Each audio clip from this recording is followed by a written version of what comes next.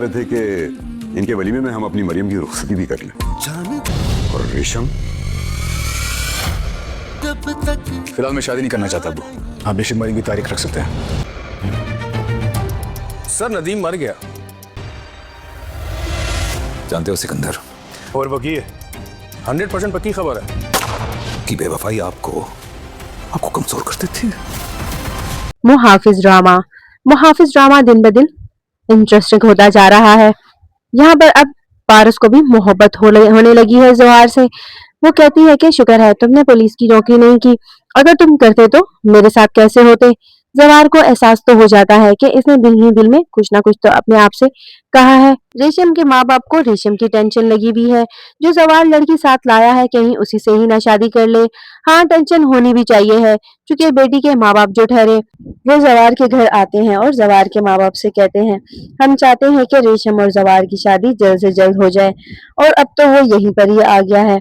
जवार के बाबा जो कल रात तमाशा देखते हैं कि पारस जवार के कमरे से बाहर निकल रही है, तो उन्हें भी इस चीज की टेंशन होती है।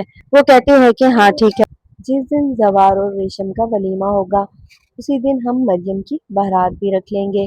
वो चाहते हैं कि वो अपना बेटी और बेटे का फर्ज दोनों का एक साथ ही निभा दें। यहाँ पर नदीम भागने की कोशिशों में लगा हुआ है।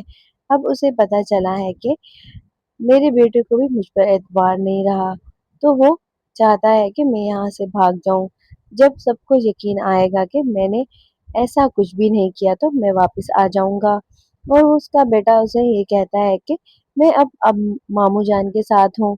और यहाँ पर पारस के बाबा कहते हैं कि मेरा तो अपनों से एतबार ही उठ गया है। पारस घबराहट के मारे अपने कमरे में इधर उधर चक्कर लगाती है। उसका साया जब जवार को दरवाजे पे पड़ता नजर आता है तो उसे समझ आ जाती है कि पारस को दिल ही दिल में कुछ ना कुछ तो महसूस हो रहा है मेरे लिए। वो दरवाजा खटखटाता है लेकिन पारस दरवाजा नहीं खोलती। वहाब अपने बंदों से पूछता है कि खबर पक्की है, तो उसके बंदे कहते हैं कि हाँ, नदीम मारा गया है। क्योंकि वो घर से भाग रहा होता है तो वो वहाब के आदमियों के हाथ लग जाता है और वहाब के आदमी उसे देखते ही गोली मार देते हैं। यहाँ पर अब जो वहाब का एक आदमी है वो पहुंच चुका है वहाब के पास, या उसे कॉल आती है तो वो वहाब को इन्फॉर्म करता है कि नदीम मारा गया है। और जब सबको पता चलेगा कि नदीम बेकसूरा मारा गया है, उसकी बहन का शोहर तो क्या होने वाला है। क्योंकि यहाँ पर अब तो सबको ये शक है कि नदीम ने ही पारस को किडनैप करवाया था और वहाब के साथ साथ मिलकर मार दिया है। सवार अपने बाबा को साफ साफ मना कर देता है। वो कहता है कि मैं रेशम से शादी नहीं करूंगा।